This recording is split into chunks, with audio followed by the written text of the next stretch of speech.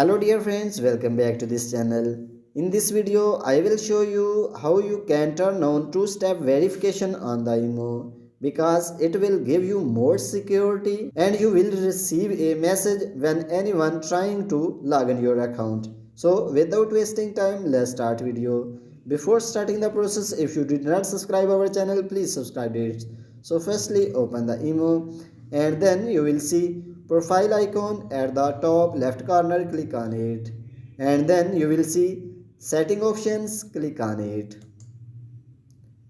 and then you will see account and security option. Click on it and then you will see login protection option. Click on it and you can see basic protection two-step verification and click on it. So when you will click on OK, two-step verification is on. So in this way you can turn on two-step verification on the IMO account. If this video is helpful for you, please like the video and subscribe our channel. Thanks for watching.